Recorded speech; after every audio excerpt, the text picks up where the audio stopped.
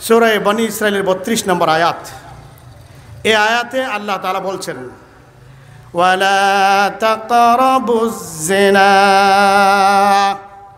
ইন্নাহু কানা ফাহিশা ওয়া সাআ সাবিলা। আল্লাহ পাক বলেন,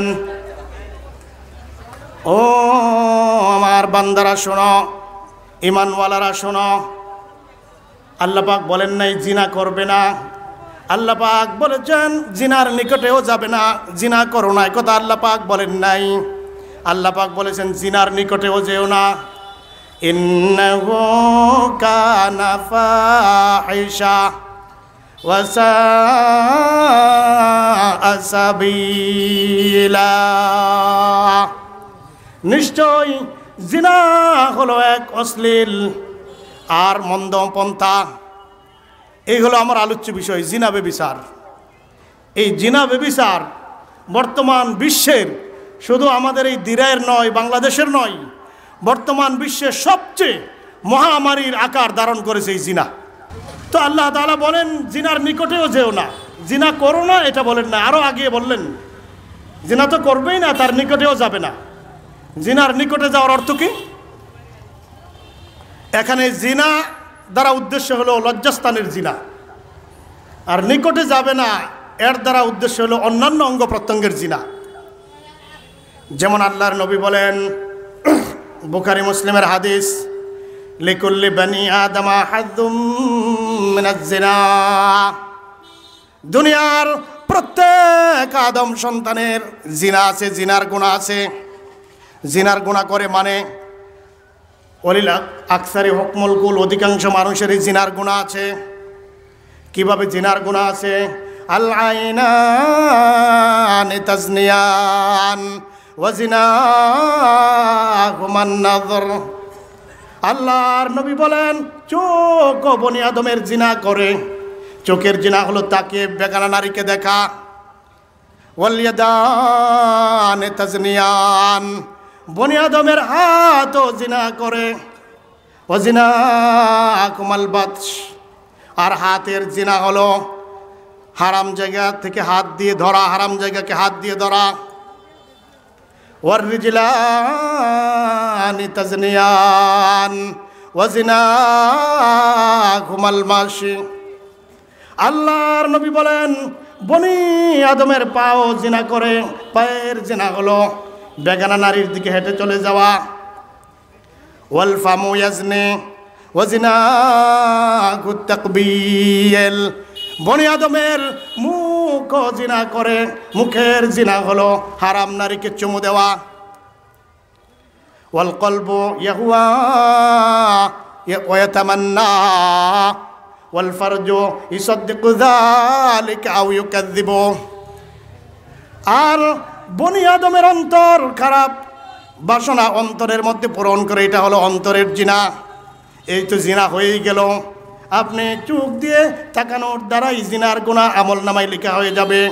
পা দিয়ে হেঁটে যাওয়ার দ্বারাই পায়ের জিনার গুনাহ লেখা হয়ে যাবে। হাত দিয়ে ধরার দ্বারাই জিনার গুনাহ লেখা হয়ে যাবে। মুখ দিয়ে ওখানে লাগানোর দ্বারাই জিনার গুনাহ লেখা হয়ে যাবে।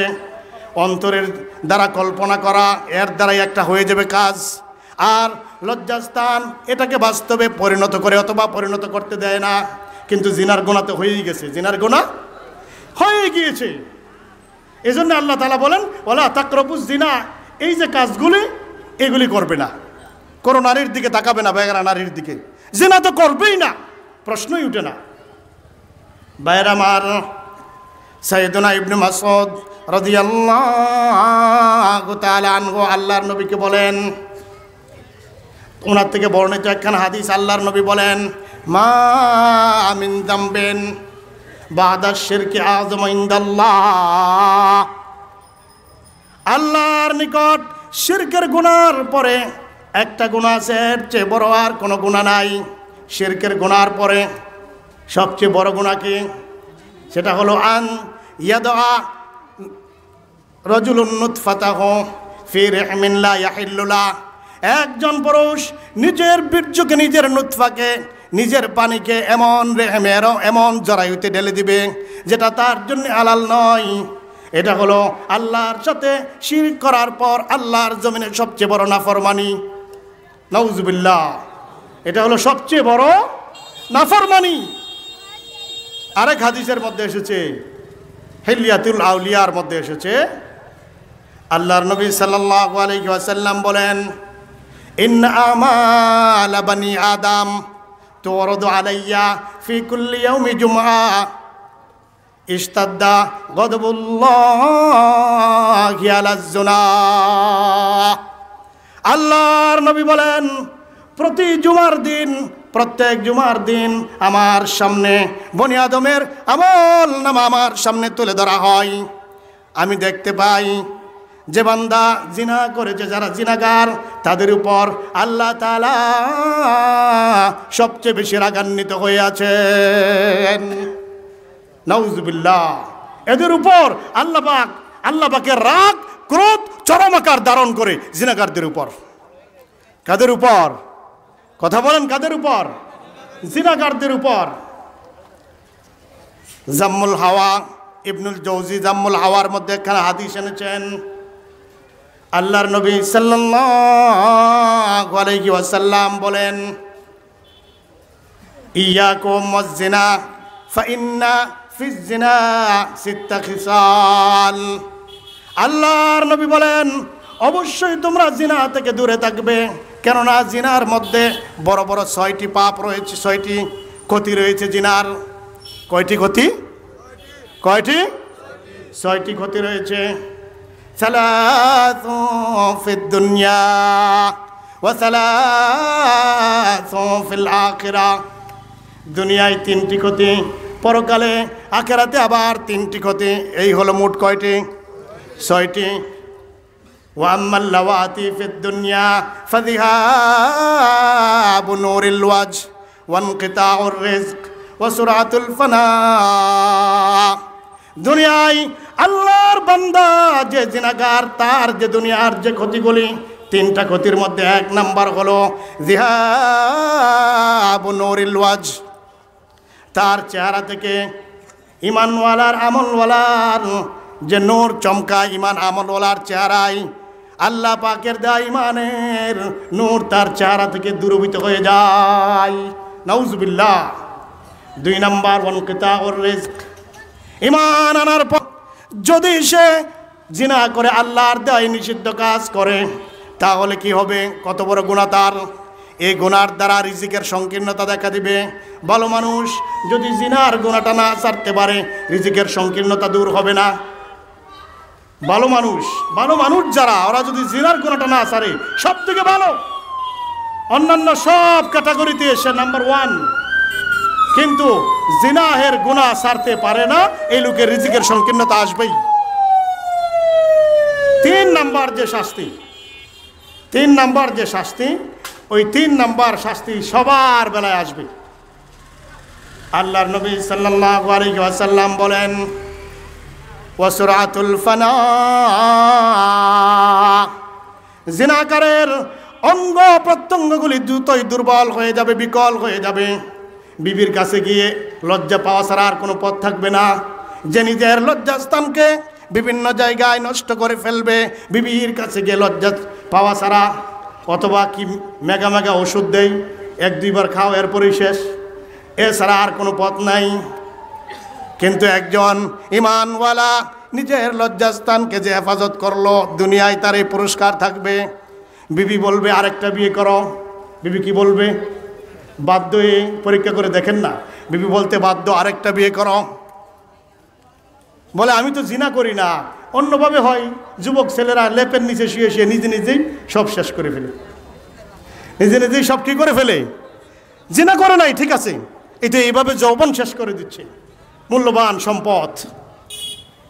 এইগুলো দুনিয়ার 3টা শাস্তি। 1 নাম্বার, চেহারা থেকে ইমানের নূর দূরীভূত হয়ে যাবে। 2 নাম্বার, রিজিকের সংকীর্ণতা দেখা দিবে। 3 নাম্বার, অঙ্গ প্রত্যঙ্গ বিকল হয়ে যাবে। ওয়াল্লাওয়াতি ফিল আখিরাহ, পরকালের যে শাস্তিগুলি, এই শাস্তিগুলি বড় আরো মারাত্মক। গদবুর রব, আল্লাহ সুবহানাহু ওয়া তাআলা তার প্রতি মারাত্মক রাগান্বিত হবেন। 1 নাম্বার ওয়াসুউল হিসাব। 2 নাম্বার হাসরের ময়দানে আল্লাহর এই বান্দা থেকে কঠিনভাবে হিসাব নেওয়া হবে। সহজ হিসাব তার থেকে নেওয়া হবে না, পুঙ্খানুপুঙ্খানুভাবে হিসাব তাকে দিতে হবে জিনাকারকে।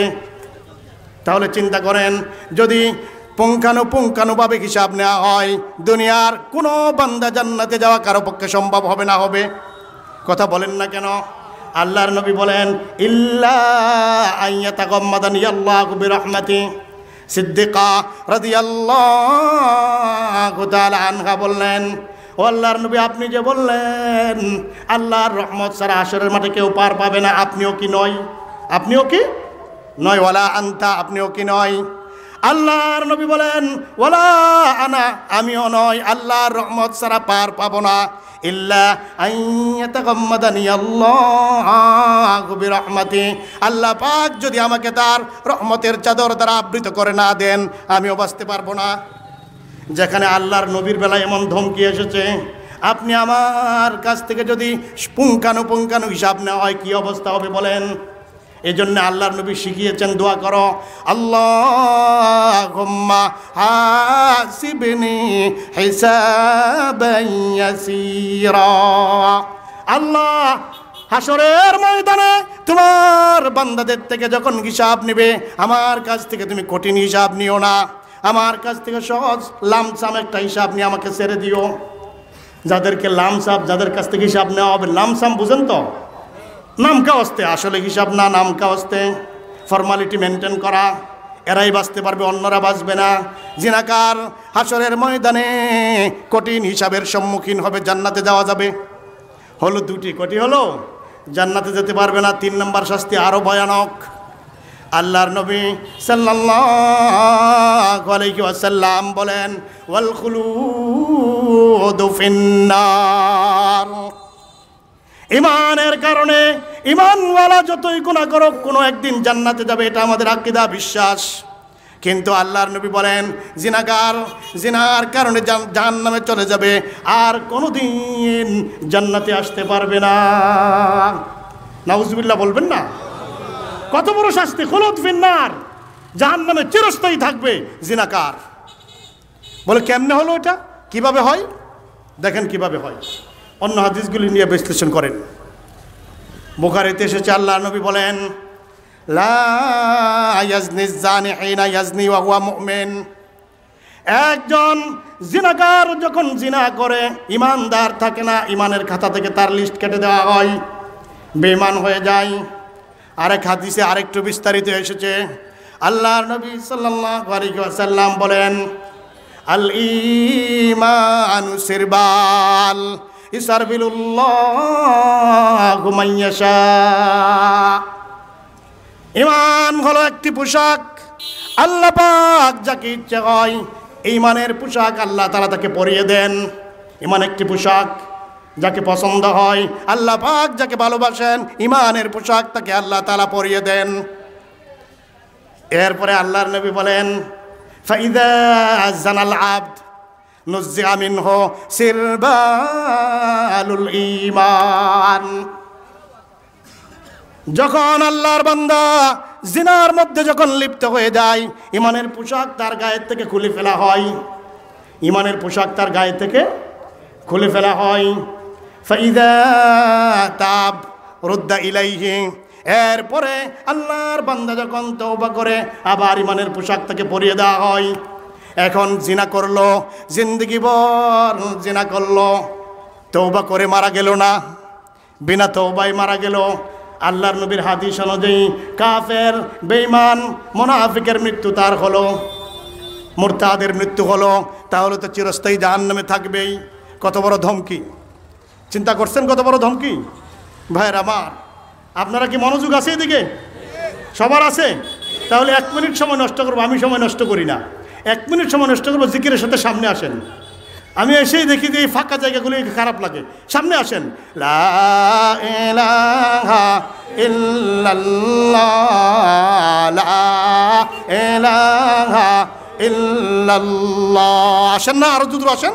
লা ইলাহা ইল্লাল্লাহ লা ইলাহা ইল্লাল্লাহ লা ইলাহা ইল্লাল্লাহ লা ইলাহা ইল্লাল্লাহু মুহাম্মাদুর রাসূলুল্লাহ।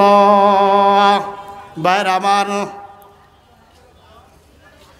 হিলিয়াতুল আউলিয়ার মধ্যে একখানা ঘটনা এসেছে। সাইয়েদনা ওমর ইবনুল খাত্তাব রাদিয়াল্লাহু তাআলা আনহু, তিনি আল্লাহর একজন বান্দার আমলের প্রতি তিনি তার ঈর্ষা পয়দা হতো, প্রশংসা করতেন। এই বান্দা এত বেশি আমল করে, উমরের ঈর্ষা পয়দা হতো, আমি যদি এর থেকে আরো বেশি করতে পারতাম। তিনি তার প্রশংসা করতেন। আল্লাহর ওই বান্দা যার প্রশংসা সাইয়েদনা ওমর নিজে করতেন, ওই বান্দার একজন বাবা ছিল, বৃদ্ধ বাবা। এশারের নামাজের পর দ্রুত ঘরে চলে আসতো, এটাই তার অভ্যাস ছিল। দ্রুত ঘরে চলে আসতো, এসে বাবার খেদমত করত। এই পথে মসজিদ থেকে আসা যাওয়ার পথে এক সুন্দরী মেয়ে, এই যুবকও ছিল সুঠাম দেহের অধিকারী, সুশ্রী যুবক, তাকে প্রতিদিন ফুসলাতো। আল্লাহর বান্দা বলতো, ইত্তাকিল্লাহ ইত্তাকিল্লাহ, আল্লাহকে ভয় করো। আল্লাহর বান্দা এমনিভাবে প্রতিদিন আসার পথে রাতের বেলা একজন যুবতী যদি এসে নিজের দিকে আকর্ষণ করে, কি অবস্থা বলেন, কত বড় ফিতনা। শয়তান তো আর বসে থাকে না। একদিন শয়তান বসলো তার কাঁধেও। যুবতী বলছে, আসো আমার ঘরে যাই। সেও রাজি হয়ে গেলে রওনা দিল। ঘরের দরজায় গিয়ে যখন পৌঁছলো গেইটে, তার একটা আয়াত মনে পড়ে গেল, ইন্নাল্লাযীনা তাকাউ ইযা মাসসাহুম তাইফুম মিনাশ শাইতান তাযাক্কারু ফাইযা হুম মুবসিরুন। যারা আল্লাহ সুবহানাহু ওয়া তাআলাকে যারা ভয় করে, শয়তানের কোনো দুকাই তারা যদি পতিত হয়, ভয় করে আল্লাহকে, কাকে ভয় করে? আল্লাহ তাআলাকে ভয় করে। শয়তানের দুকায় যদি পতিত হয়, তাযাক্কারু, আল্লাহ পাকের কথা তখন মনে হয়ে যায়। আল্লাহ পাকের কথা তখন মনে হয়ে যায়। ফাইযা হুম মুবসিরুন, তখন হেদায়েতের রাস্তা তাদের সামনে উন্মোচিত হয়ে যায়, হেদায়েতের দিশা পায়। এই আয়াত মনে করার পর আল্লাহর বান্দা বেহুশ হয়ে দরজায় পড়ে গেল। বেহুশ হয়ে দরজায় পড়ে গেল। বাবা রাত্র গহীন হয়ে গিয়েছে, বৃদ্ধ বাবা বাড়িতে। কেন আসে না আমার বাবা, কেন এখনো আসে না? কে আমার খেদমত করবে, কে খাওয়াবে? বৃদ্ধ বাবা অনেক রাত পর্যন্ত অপেক্ষা করে, নিজেই লাঠি হাতে নিয়ে কোনো রকম খুঁচিয়ে খুঁচিয়ে চলে যাচ্ছে মসজিদের দিকে। গিয়ে দেখে এক জায়গায় নিজের ছেলে, যুবক ছেলে বেহুশ হয়ে পড়ে আছে। লোকজনকে দিয়ে ধরে ঘরে নিয়ে আসলো। হুশ ফিরল, জিজ্ঞেস করলো, বাবা কি হয়েছে, ঘটনা কি খুলে বলো। যুবক ওই পুরা ঘটনা খুলে বলল। এরপরে বলল, আমার একখানা আয়াত মনে পড়ে গিয়েছে, আমি তখন বেহুশ হয়ে গেলাম। বলে, কোন আয়াত?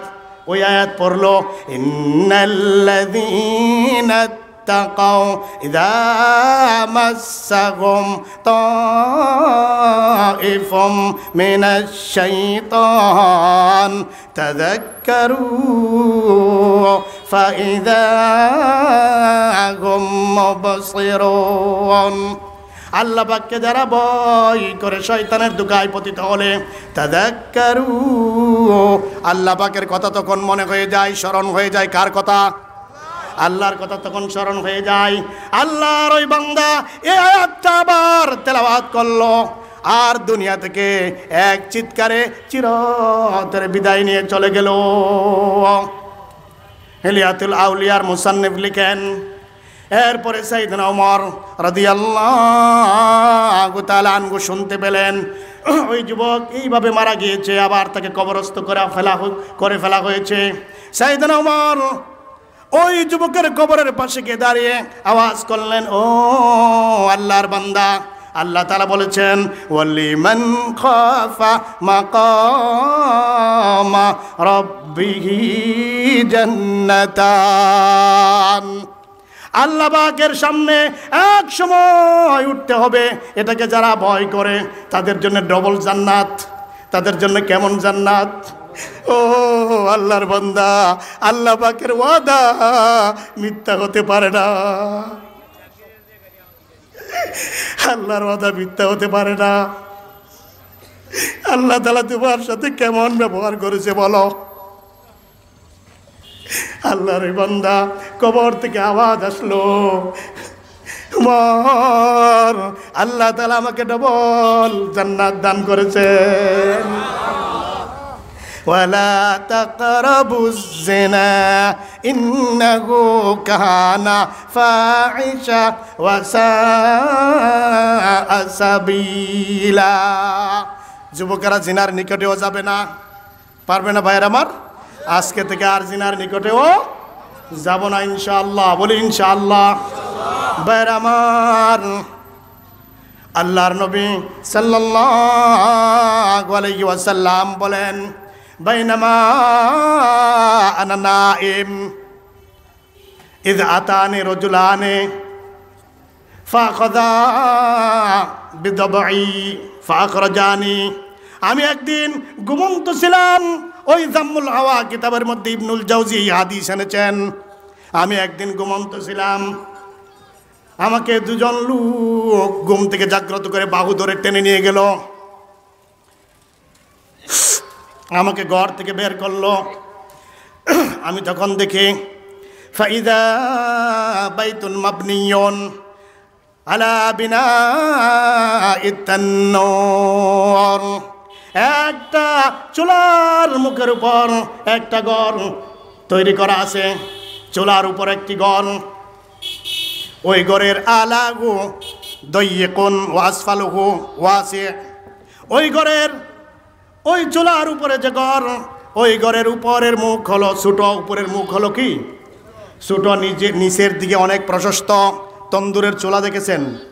তন্দুরের চুলা উপরে ছোট, নিচে অনেক প্রশস্ত, অনেক বড়। আমি দেখি এরকম ঘর।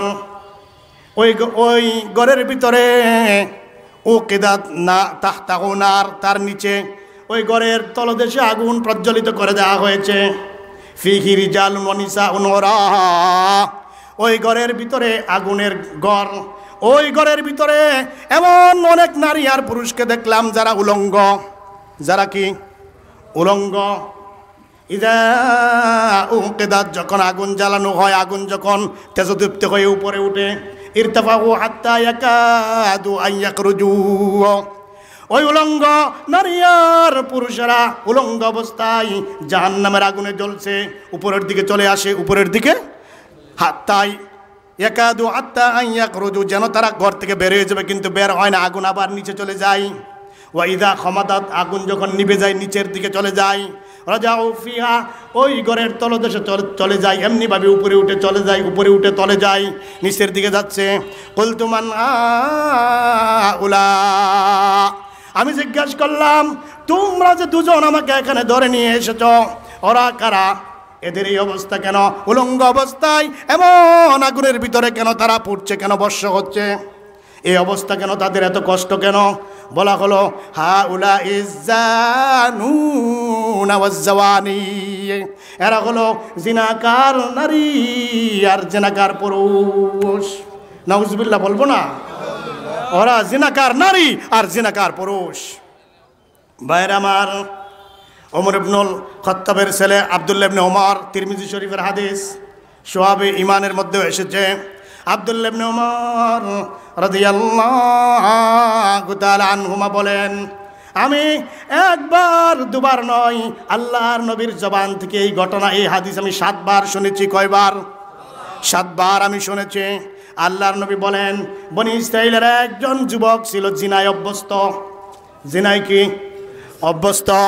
একজন যুবতী বধূ আসলো, সুন্দরী বধূ বিপদে পড়ে তার কাছে আসলো কিছু নেওয়ার জন্যে। আসলো আল্লাহর ওই বান্দা 60 দিনার মানে 60 দিনার, মর্দিনের সহকার 60 ও 60, 7 9 60 দিনার দিয়ে দিল। বলল দিব আমি তোমাকে, এক শর্ত, আমার সাথে জিনায় রাজি হতে হবে। আল্লাহর বান্দি বলতেছে আমি তো এত বিপদে পড়ে আসলাম, আমার বাচ্চা কাচ্চার কান্না আমার আর সহ্য হয় না। মায়ের দিলে কত মহব্বত, বাচ্চা কাচ্চা কাঁদলে মায়ের কলিজা যেন ফেটে যায়, বাবার চেয়ে লক্ষ গুণ বেশি মহব্বত। মা জননী রাজি হয়ে গেল, ঠিক আছে দাও, তবু আমার বাচ্চাগুলির পেটে আমাকে মুখে ভাত দিতে হবে। রাজি হয়ে গেল। তিরমিজি শরীফের হাদিস। ভাইয়ের আমার, আল্লাহর ওই বান্দা 60 দিনার দিয়ে দিল। এরপরে এই কাজে রেডি হবে। রেডি হচ্ছে, এই সময় আল্লাহর বান্দি হাউমাউ করে কেঁদে যার যার। ও আল্লাহর বান্দি কাঁদছো কেন? আমি তো তোমাকে জোর করে আনি নাই। কাঁদছো কেন তুমি? তুমি তো আমাকে জোর করে আনো নাই, কিন্তু আমার জীবনে বেগানা পুরুষের কাছে আমি যাই নাই। আজকে আমার বাচ্চা কাচ্চার কষ্টের জন্য তোমার কাছে আসলাম, তুমি এই সুযোগটা গ্রহণ করছো। আল্লাহর নবী হাদিসের মধ্যে বলেন, জিনাকার নারী আর পুরুষ যখন জিনা করে, আকাশ বলে আল্লাহ, জমিন বলে আল্লাহ আমাদেরকে অর্ডার দাও, একত্রিত হয়ে এদেরকে পিষ্ট করে ফেলি। এত বড় অপরাধে আমি আমার জীবনে আর কোনোদিন আমি জড়াইনি, তুমি আমাকে এই পথে নিয়ে গেলে। আল্লাহর বান্দা বলল, তুমি জীবনে কোনোদিন এই পথে এগিয়ে যাওনি, মাত্র একবার এসে এত কান্নাকাটি তুমি করছো। তোমাকে 60 দিনার দিলাম, আমার সাথে এই কাজে আর তোমাকে এগিয়ে আসতে হবে না। আমিও জীবনের জন্যে, জীবনের তরে আল্লাহর নিকট তওবা করলাম, আর কোনোদিন এই পথে পা বাড়াবো না। আল্লাহর দ্বীন ইসলাম জিন্দাবাদ, হযরত মাওলানা সুরর সাহেব জিন্দাবাদ, ইসলামী মহাসম্মেলন জিন্দাবাদ। আল্লাহর বান্দা এই রাতেই ইন্তেকাল করলো। তিরমিজি শরীফের হাদিস। এই রাতে ইন্তেকাল করলো আল্লাহর বান্দা। ভাইরা আমার, বনি ইসরাইলের এটা অভ্যাস ছিল, কারো তওবা কবুল হলে, কারো কোনো নেক আমল কবুল হলে আলামত বেসে যেত, আলামত বেসে যেত। জিনাকার হিসেবে প্রসিদ্ধ, আর কেউ তো এই ঘটনাটা তো কেউ জানে না, জিনাকার হিসেবে প্রসিদ্ধ, বদমাইশ। একদিন মাত্র আল্লাহ পাকের ভয়ে এই পথ থেকে ফেরত আসলো। কি পুরস্কার দেখুন! এই লোক মারা যাওয়ার পর সকালবেলা লোকেরা তার ঘরের পাশে ভিড় জমালো। এসে দেখে তার ঘরের চৌকাঠে দরজার উপরে লেখা কদ গফারাল্লাহুল কিফিল। ওই বান্দার নাম কিফিল। কদ গফারাল্লাহুল কিফিল। আল্লাহ তাআলা কিফিলকে মাফ করে দিয়েছেন। ভাইয়ের আমার, ও যুবকেরা, জিনা করো না, বিয়ে করো, আল্লাহ তোমাদেরকে ধনী বানাবেন। কে ধনী বানাবেন? ইয়াকুনু ফুকারা ইউগনিহিমুল্লাহ। যদি তারা যুবক মানুষ যদি বিয়ে করে, অর্থের জন্য বিয়ে করতে পারে না, কিন্তু নিজেকে হেফাজত করার জন্যে, লজ্জাস্থানকে হেফাজত করার জন্যে যদি বিয়ে করেই ফেলে, ইউগনিহিমুল্লাহ, আল্লাহ তাআলা তাকে ধনী বানিয়ে দিবেন। আল্লাহ পাকের ওয়াদা। কার ওয়াদা?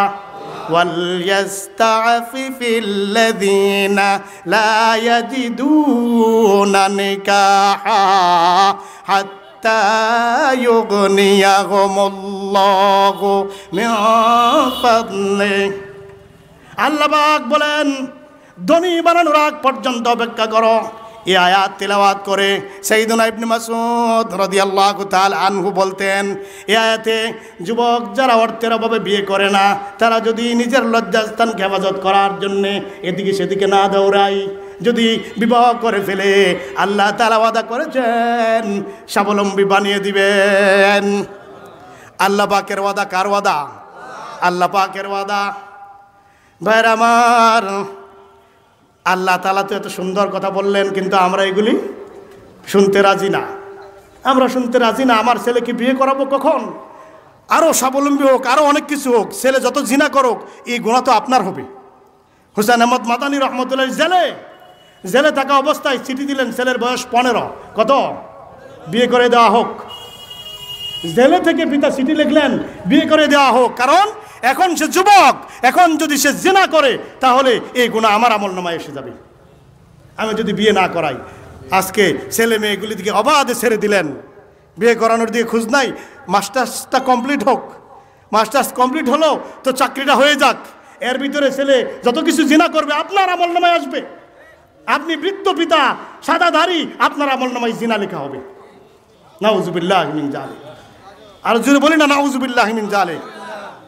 আল্লাহ তাআলা বলেন, কুল লিল মুমিনিনা ইয়াগুদ্দু মিন আবসারিহিম ওয়া ইয়াহফাযু ফুরুজাহুম।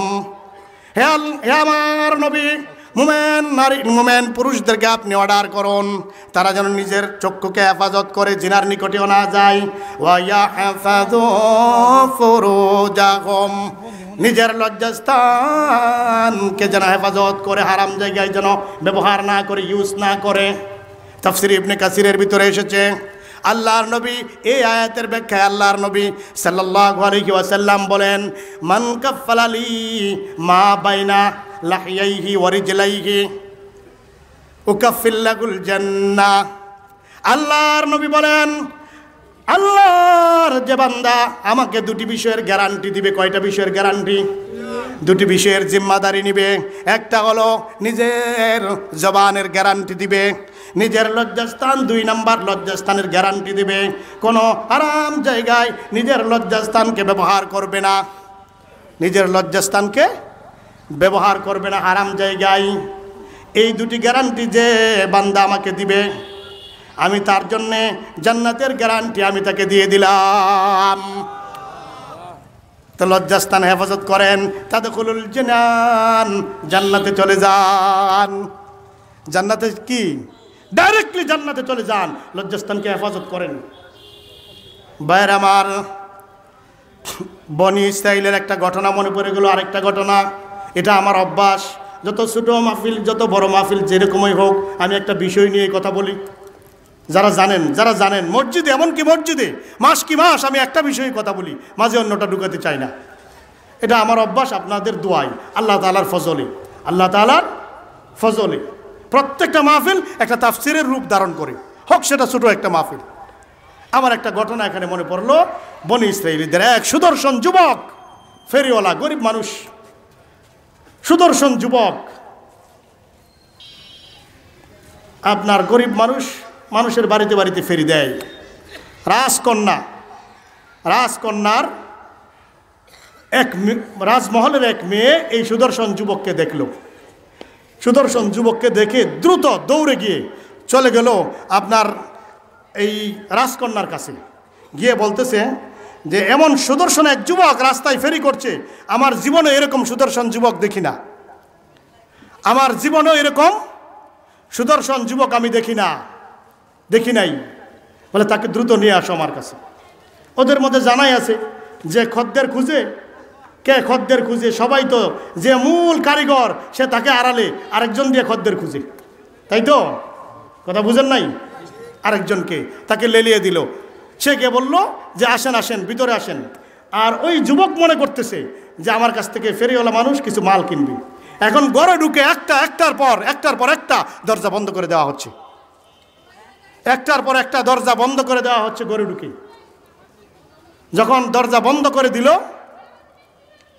এরপরে যুবক বুঝে ফেলছে মনে কিছু কোনো রহস্য থাকতে পারে, বলতেছে আপনারা কি কিনবেন? তাড়াতাড়ি কিনে আমাকে বিদায় করেন, তাড়াতাড়ি কিনে আমাকে বিদায় করেন।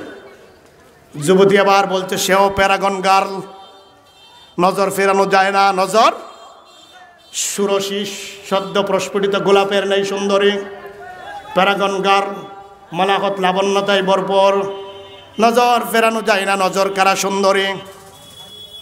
বলছে তোমাকে এমনিভাবে ছেড়ে দেওয়া হবে না, মাল কিনতে আনি নাই। বলে কেন এনেছেন জলদি বলেন। তোমাকে তো আমি এনেছি, একজন স্ত্রী তার স্বামীর কাছে যা চাই আমি তোমার কাছ থেকে নাউজুবিল্লাহ তা চাই। আরো জোরে বলি নাউজুবিল্লাহ, আমি তোমার কাছ থেকে তাই চাই। যুবক বলছে, ও আল্লাহর বান্দে, ইত্তাকিল্লাহ, আল্লাহ তাআলাকে ভয় করো। সে বলছে, এখানে আল্লাহর প্রসঙ্গ টেনে এনো না, আল্লাহর প্রসঙ্গ টানবে না। আমি যা চাই তা না করলে আমি বাদশাকে জানিয়ে দেব তুমি আমার সাথে খারাপ কাজ করার জন্য জোর করেছো, এখানে এসেছো। এটা নারী জাতির ষড়যন্ত্র। এটা কার ষড়যন্ত্র? ইন্নাহু মিন কাইদিকুন্না ইন্না কাইদাকুন্না আযীম। এই নারী জাতির ষড়যন্ত্র মারাত্মক কূটকৌশলে যুবক বুঝতে পেরেছে বাঁচা বড় দায়। একটা কৌশল আটলো, বলল আমাকে, ঠিক আছে আমি তো রাস্তায় ফেরি দিয়ে এসেছে, ধুলাবালু আমার পুরা বডিতে পরপর, আমাকে একটু ফ্রেশ হওয়ার সুযোগ দাও। এই কাজ করতে হলে একটু ফ্রেশ হওয়ার সুযোগ দাও, হাত মুখ ধোয়া লাগবে। ভেবেছিল যে এই উসিলাই ভাগা দেই। ওই সময় তো এরকম টয়লেটের ব্যবস্থা ছিল না, বাথরুমের ট্যাপের ব্যবস্থা ছিল না। বাইরে আমার বনি ইসরাইলের আমলে যুবতী বলছে, যত পাই তারা করো, আমার হাত থেকে বাঁচতে পারবে না, ছাদের উপরে পানির ব্যবস্থা করে দেব। বলে ঠিক আছে তাই করো। ছাদের উপরে পানির ব্যবস্থা করা হলো। যুবক ছাদের উপরে গিয়ে কি হাত মুখ ধুইবে, আল্লাহ তাআলাকে ডাকে, ও আল্লাহ, এই নারীর সাথে জিনা করার চেয়ে এই ছাদ থেকে পরে গিয়ে মরে যাওয়া আমার জন্য অনেক ভালো। তুমি দয়া করে আত্মহত্যার গুনায় আমাকে দূষিত করো না। আমি আজকে জিনা থেকে বাঁচার জন্য এই ছাদ থেকে লাভ দেব। ছাদ ছিল 40 মিটার। কত মিটার? 133, 33.5 ফিট প্রায় উপরে। আল্লাহর বান্দা 133 ফিট উপর থেকে লাভ দিল, এক লাফে মাটিতে পড়লো। আল্লাহ তাআলা কি দেখেন না? কথা বলেন না কেন? আসমাউ, আমি তো শুনি, ও আরো তোমাদেরকে দেখিও। এটা আল্লাহর সিফত। আল্লাহ তাআলা একজন ফেরেশতা পাঠিয়ে দিলেন। ফেরেশতা এসে মুহূর্তের মধ্যে আরামের কুলে তুলে নিল। বান্দা আল্লাহর ফেরেশতার ক্রুরে পড়েছে, ফেরেশতার ক্রুরে পড়েছে। এরপরে বলল, ও আল্লাহ, এই যে আমাকে তুমি বাঁচালে, তুমি ইচ্ছে করলে এমন ব্যবসা থেকে আমাকে বাঁচাতে পারো, যে ব্যবসা এরকম হারাম কাজের সম্মুখীন হতে না হয়, এরকম ফিতনার সম্মুখীন হতে। এটা মারাত্মক ফিতনা। আল্লাহর নবী বলেন, মা তারাকতু বাদি আলার ফিতনাতান আলার রিজালি আদররা মিনান নিসা। আমার পরে মহিলাদের থেকে অধিক কঠিন কোন ফিতনা পুরুষদের জন্য আমি রেখে যাইনি। সবচেয়ে বড় ফিতনা পুরুষ, মহিলাকে। পুরুষের জন্য সবচেয়ে বড় ফিতনাকে মহিলার চেয়ে বড় কোন ফিতনা আল্লাহর জমিনে কোনো পুরুষের জন্য নাই। ও আল্লাহ, এরকম ফিতনার যেখানে সম্ভাবনা রয়েছে, এই রকম ব্যবসা থেকে তুমি আমাকে কেন বাঁচাও না? তুমি ইচ্ছা করলে এই ব্যবসা থেকে আমাকে ভিন্নভাবে রিজিকের ফাইসালা করে দিতে পারো। সঙ্গে সঙ্গে আল্লাহর বান্দা বলতে দেরি হয়েছে, সঙ্গে সঙ্গে বলতে না বলতেই একটা থলি আসলো, একটা থলি ব্যাগ আসলো, স্বর্ণে ভরা এক থলি আসলো। আল্লাহর বান্দা এই স্বর্ণে ভরা থলি ক্রুরে তুলে আঁচলে ভরে ঘরে ফিরে গেলেন। জিনা থেকে বাঁচার পুরস্কার, জিনা থেকে বাঁচার পুরস্কার। আর এক বর্ণনা এসেছে, যে ব্যক্তির সামর্থ্য হয়, আলা ইমরাতিন আও জারিয়া হারামা, হারামভাবে কোনো একজন মহিলা অথবা কোনো বাদী তার বশের মধ্যে আসলো, ইচ্ছে করলে জিনা করতে পারে, এরকম সামর্থ্য হলো, ফাতারাকাহা মিন মাখাফাতাম মিন, এরপরে আল্লাহ তাআলার বয়ে যদি ছেড়ে দেয়। কার বয়ে ছেড়ে দিল? আল্লাহর বয়ে ছেড়ে দিল, কিন্তু তার বসে এসেছে, ইচ্ছে করলে খারাপ কাজ করতে পারে, সামর্থ্যবান। এরপরেও আল্লাহ তাআলার ভয়ে ছেড়ে দিল, আল্লাহ তাআলার ভয়ে ছেড়ে দিল, ইচ্ছে করলে তো পারে। এরপরে দেখেন কি এসেছে, আম্মানাহুল্লাহু ইয়াউমাল ফাজাল আকবার। আল্লাহ পাক ফাজা আকবার, হাসরের ময়দানে আল্লাহর ওই বান্দাকে সম্পূর্ণ নিরাপত্তা দিয়ে, শান্তি দিয়ে আল্লাহ তাআলা তাকে রাখবেন। হাসরের ময়দানে আল্লাহর ওই বান্দার কোনো ভয় থাকবে না। ওয়া হাররামা আন্নার আলাইহি ওয়া হাররামান নার আলাইহি, আল্লাহ তাআলা জাহান্নামের আগুন তার উপর হারাম করে দেন। আর জুড়ে বলি সুবহানাল্লাহ। আর কি করেন? ওয়াদখালাকুল জান্নাহ, আল্লাহ তাআলা তার জান্নাতে আল্লাহর ওই বান্দাকে প্রবেশ করিয়ে দেন। যে জিনার সামর্থ্য থাকার পরেও জিনা থেকে বেঁচে যাবে। জিনা থেকে কি করবে? কেন বাঁচবে? কিভাবে? আল্লাহর ভয়ে। কার ভয়ে? এই বর্ণনা এসেছে। কি পুরস্কার? হাসরের দিন তার কোনো ভয় নাই, তার কোনো কি নাই। সেদিন তো সবাই ইয়া নাফসি ইয়া নাফসি, আমার কি হবে, আমার কি হবে। যখন এই সংখ্যায় বিভোর থাকবে তখন তার কোনো কি নাই, ভয় নাই, তার কোনো কি নাই। ভাইয়ের আমার, হিলিয়াতুল আউলিয়া কি সুন্দর সুন্দর ঘটনা আমাদেরকে উপহার দিয়েছে। ভাইয়ের আমার, হিলিয়াতুল আউলিয়ার মধ্যে এসেছে সুলাইমান ইবনে ইয়াসার রাহমাতুল্লাহ আলাইহি তার একজন সঙ্গী সাথে নিয়ে মদিনা থেকে মক্কার দিকে রওনা দিলেন। হজের সফরে কি দিলেন? রওনা দিলেন। প্রতিমধ্যে আব্বা নামক জায়গায় এসে তাঁবু গাড়ল, একটু বিশ্রাম নেবে, খাবারের ব্যবস্থা করবে। সুলাইমান ইবনে ইয়াসার রাহমাতুল্লাহ আলাইহি তার সাথীকে পাঠিয়ে দিলেন, যাও দোকানে চলে যাও, বাজার থেকে খাদ্য নিয়ে আসো। এদিক দিয়ে পাহাড়ি অঞ্চল ছিল।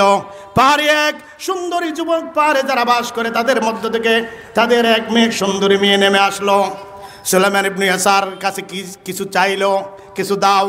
সুলাইমান ইবনে ইয়াসার রাহমাতুল্লাহ আলাইহি মনে করলেন ওই যুবতী তার কাছ থেকে কোনো ভিক্ষা চাই, কোনো কি চাই। কথা বলেন না কেন, কি চাই? তিনি কিছু খাদ্য দিলেন, খুরমা দিলেন অথবা খেজুর দিলেন। সে বলছে না, আমি তো এটা চাই না, কারণ তুমি এত সুদর্শন, আমিও সুদর্শন, দুজনেই সুদর্শনা আর সুদর্শন, পূর্ণ যৌবন ভরা তোমারও, আমিও পূর্ণ যুবতী। স্বামীর কাছে স্ত্রী যা চাই আমি তোমার কাছ থেকে তাই চাই। নাউজুবিল্লাহ। সুলাইমান ইবনে ইয়াসার রাহমাতুল্লাহ আলাইহি হাউমাউ করে জোরে জোরে আল্লাহর বয়ে কাঁদতে লাগলেন, অতীব কান্নাকাটি করলেন। কান্নার ছুটে ওই যুবতী কোনো দিক বিদিক জ্ঞান শূন্য হয়ে ফিরে গেল, পিছনের দিকে ফিরে চলে গেল। সাথী বাজার থেকে এসে দেখে, যে সাথীকে বাজারে পাঠিয়েছিলেন সে সাথী এসে দেখে সুলাইমান ইবনে ইয়াসার এইভাবে হাউমাউ করে কাঁদতেছে। বলে, কি ভাই কাঁদতেছো কেন? কেন কাঁদলে? এমনিভাবে কেন কাঁদছো, কারণ কি? তিনি ঘটনা খুলে বললেন, ঘটনা খুলে বললেন। এবার উনিও কাঁদতেছে, এবার উনিও কি? সুলাইমান ইবনে ইয়াসার বললেন, ভাই আমার, আমি তো কাঁদলাম বাঁচার জন্যে, তুমি কেন কাঁদতেছ? বলে, আমি কাঁদতেছি এজন্যে, তোমার জায়গায় আমি না হলে এই ফিতনায় পড়ে যেতাম। যদি তোমাকে বাজারে পাঠিয়ে দিই আমি থাকতাম, তাহলে আমি এই ফিতনায় আমি নির্ঘাত পড়ে যেতাম, এই জন্য কাঁদতেছি। দুজনেই কাঁদতেছেন। এক পর্যায়ে কান্না থামিয়ে হজের সফরে সামনে রওনা দিলেন, তাওয়াফ করলেন, সাই করলেন। এরপরে হাজরে আসওয়াদের পাশে চাদর বিছিয়ে বসে পড়লেন, ঘুমিয়ে গেলেন। হিলিয়াতুল আউলিয়ার ঘটনা, হিলিয়াতুল আউলিয়ায় এসেছে কি সুন্দর বর্ণনা। ঘুমিয়ে গেল আল্লাহর বান্দা, ঘুমের ভিতরে স্বপ্নে দেখে এমন একজন সুদর্শন যুবক তার সামনে এসে দাঁড়িয়েছে, জীবনে আর কোনোদিন চোখে দেখে না এমন যুবক। বলছে, কে আপনি, কি চান? বলে, আমি, তোমরা যে নবীকে বিশ্বাস করতে ইউসুফ, আমি সেই ইউসুফ। যে নবীকে বিশ্বাস করো আমি সেই নবী ইউসুফ। বলে, সত্যি তুমি ইউসুফ? বলে, হ্যাঁ আমি ইউসুফ। এবার তিনি বলতেছেন, সুলাইমান ইবনে ইয়াসার রাহমাতুল্লাহ আলাইহি বলছেন, ও আল্লাহর নবী ইউসুফ, আপনি আর জুলাইখার ব্যাপার বড় আশ্চর্যজনক এক ঘটনা, বড় আশ্চর্যজনক এক ঘটনা। ওয়ারাওয়াদাতুল্লাতী হুয়া ফি বাইতিহা আন নাফসি ওয়া গাল্লাকাতিল আবওয়াব ওয়া ক্বালাত হাইতা লাক। জুলাইখা তো আপনার প্রতি আকৃষ্ট হয়ে গিয়েছিলেন, দরজাগুলি বন্ধ করে দিল।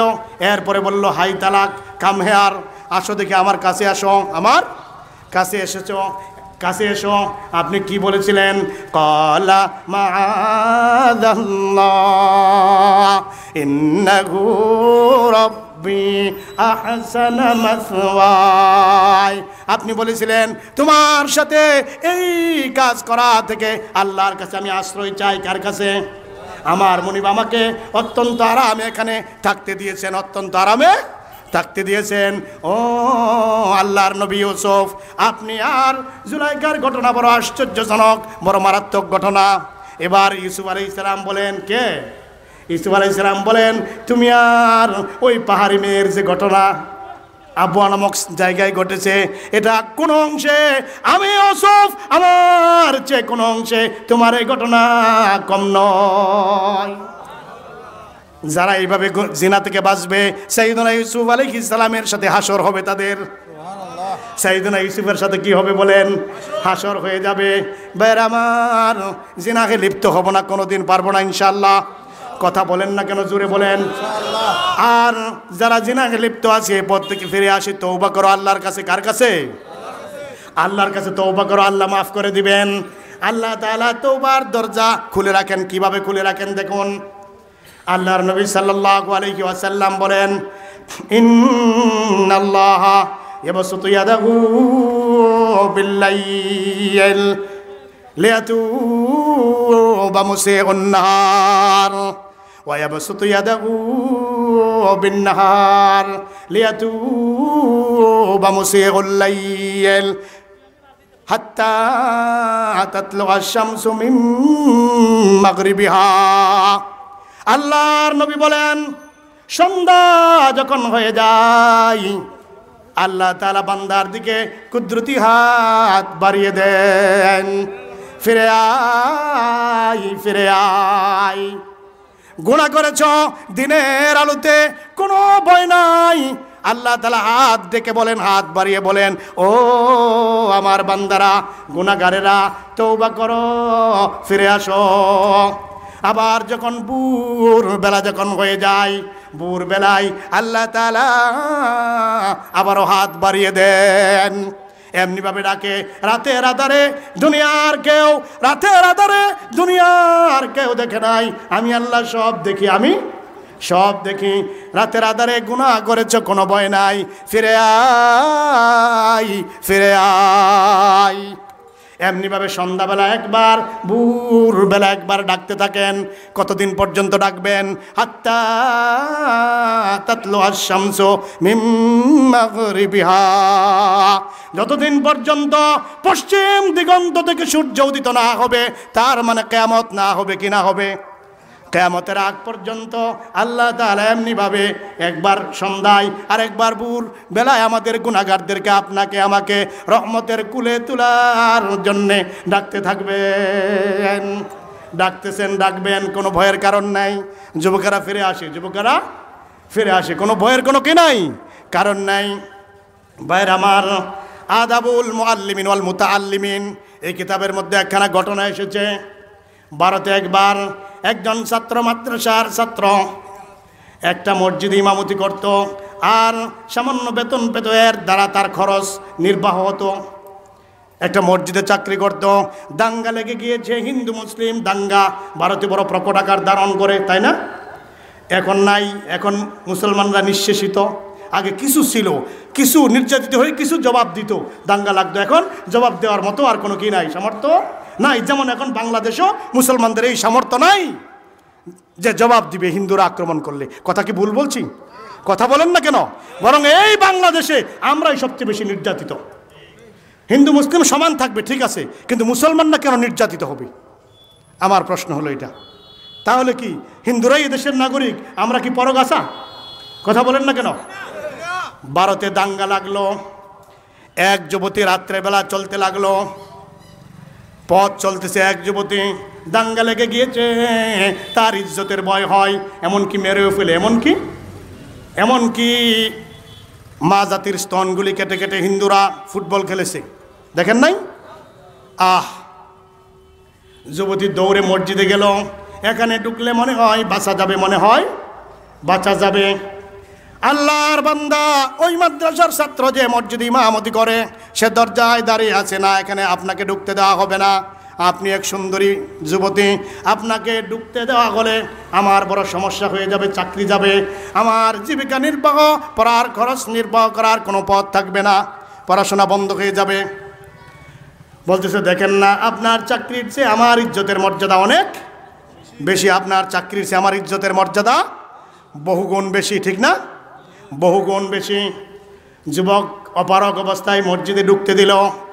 ওই আল্লাহর বান্দি মসজিদের এক কোনায় তাকে বসিয়ে দেওয়া হলো আল্লাহর বান্দিকে। যুবক মাদ্রাসার ছাত্র আর এক কোনায় একখানা বাতি জ্বালিয়ে কিতাব মোতালায় বসে গেল। রাত্রভর বাতির সামনে কিতাব নিয়ে বসে রইল। মাঝে মধ্যে আগুনের ভিতরে হাত দেয়, যে প্রদীপ জ্বালানো আছে প্রজ্বলিত প্রদীপে হাত দেয়, আবার টেনে নিয়ে আসে, আবার হাত দেয়, আবার টেনে নিয়ে আসে, আবারও হাত দেয়, আবারও টেনে নিয়ে আসে। কতক্ষণ পরে পরে এরকম সারা রাত ঘটল, কতক্ষণ পরে পরে এরকম সারা রাত ঘটল। অবশেষে ভোর হলো, যুবতীকে বলল চলেন আপনি এবার বেরিয়ে যান। বলে আমি যাব, তবে আমার একটা শর্ত আছে। যাব, শর্ত কি? শর্ত হলো আপনি, আমি দেখেছি রাতভর আপনি মাঝে মধ্যে আগুনে হাত দিয়েছেন, কেন দিলেন? রহস্য কি? এই রহস্য না বললে আমি যাব না, যদি বলেন চলে যাব।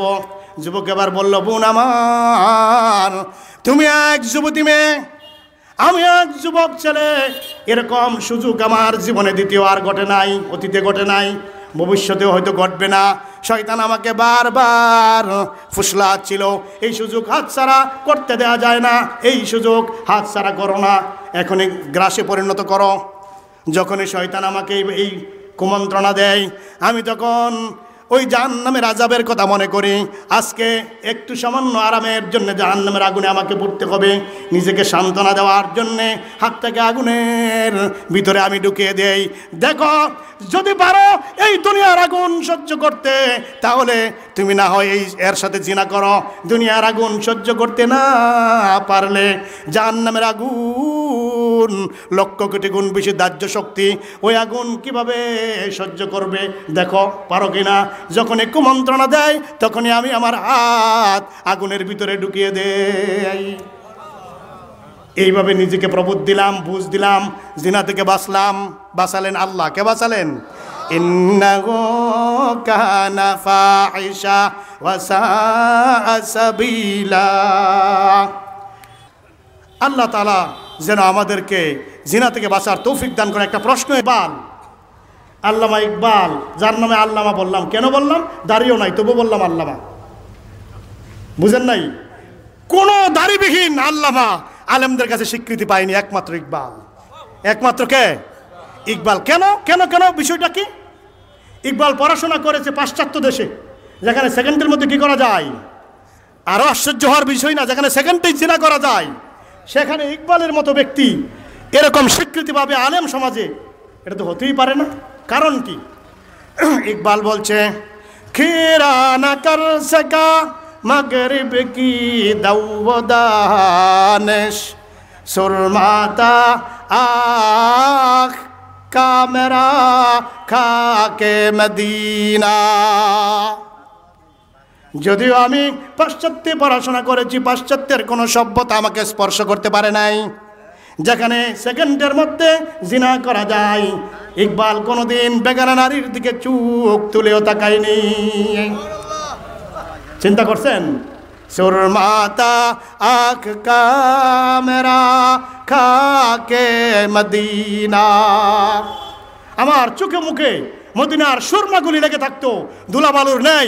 আমার মা যে ছোট সময় শিক্ষা দিয়েছিল কোরআন, ওই মদিনার দুলাবালুগুলি আমার চোখে মুখে সব সময় লেগে থাকতো।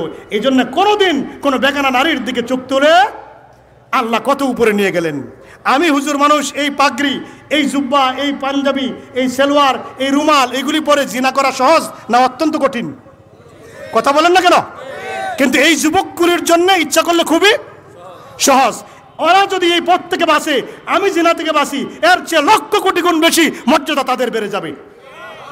কথা বুঝাতে পেরেছি? এই লোকগুলি, গান বাজনার লোকগুলি যদি এমন মাহফিল করে, তো আমাদের মাদ্রাসার মাহফিলগুলির চেয়ে আমার কাছে, আমি মনে করি, যদি আমি কোনো ভুল না করি, হাজারো কোটি গুণ বেশি মর্যাদা পাবে আল্লাহর কাছে।